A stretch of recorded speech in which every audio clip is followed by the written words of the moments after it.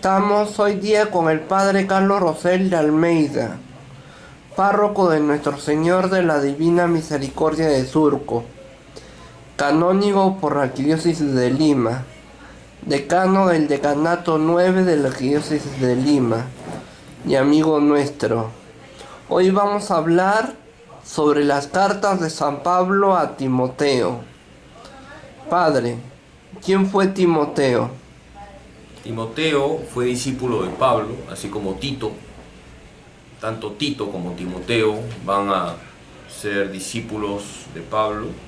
Podemos decir que Pablo dejó la huella de Cristo en ellos. Y así como Tito fue quien organiza la comunidad cristiana en Creta, Timoteo lo va a hacer en Chipre. Y es importante leer la carta de Pablo a Tito en unidad a las dos cartas que escribió Pablo a Timoteo. ¿Cuáles son las ideas centrales, las enseñanzas centrales de la carta de San Pablo a Timoteo? En primer lugar hay que leerlo en unidad, primera de Timoteo y segunda de Timoteo. Algunos textos que creo que son como síntesis de lo que se nos enseña.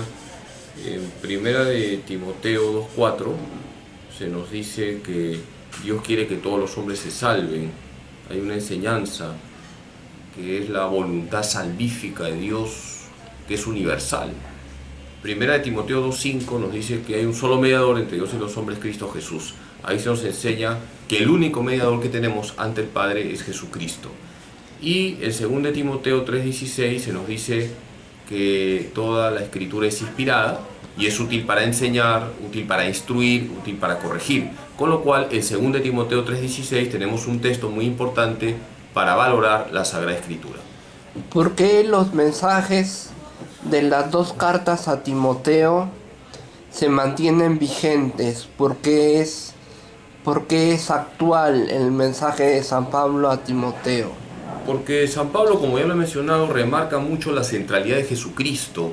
En estas cartas llamadas pastorales, además, se dan recomendaciones a los presbíteros, a los obispos, a los diáconos, para que sean buenos pastores. Por eso también es actual esto que Pablo le escribe a Timoteo en sus dos cartas. Ahí habla de la necesidad de que los obispos, presbíteros y diáconos reflejen a Cristo, sean irreprensibles. Pero yo me quedaría con una cita.